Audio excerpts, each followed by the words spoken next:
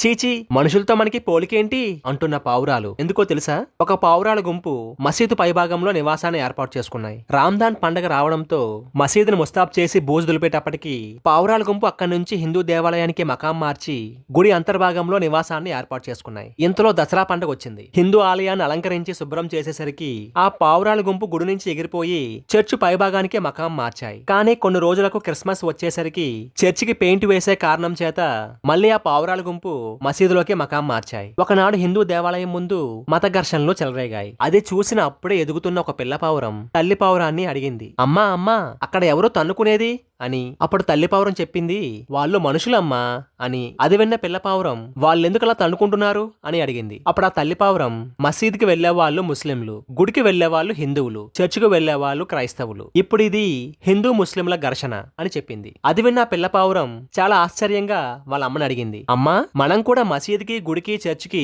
తిరుగుతున్నాం కదా, మనం ఎక్కడున్నా ఎక్కడైనా పావురాలమే కదమ్మా, మరి మనుషులు కూడా ఎక్కడికి వెళ్ళినా మనుషులే కదా, ఈ హిందూ ముస్లిం తేడా ఏంటి అని అమాయకంగా అడిగింది. అప్పుడు ఆ తల్లి పావురం ఒక నవ్వు నవ్వి, మనతో మనుషులకి పోలిక, మనం ఆ మనుషుల కంటే చాలా ఎత్తులో ఉన్నాం, విశాల విశ్వం మనది, స్వేచ్ఛా ప్రపంచం మనది, అన్ని జీవుల కంటే మేధావి అయిన మానవుడు కుల మత జాతి లింగ వర్గ గోడలు వాళ్ళ మధ్య వాళ్లే నిర్మించుకున్నారు, అవి పోగొట్టుకున్న నాడే వారు కూడా మనంత ఎత్తుకి ఎదుగుతారు అని పిల్ల పావురానికి చెప్పి తల్లి పావురం ఆహారం కోసం ఎగురుతూ వెళ్ళింది. మీరేమంటారు? ఎప్పటికైనా మనుషులు పావురాలంత ఎత్తుకి ఎదగలరంటారా? మీ అభిప్రాయాన్ని కామెంట్ లో తెలియజేయండి.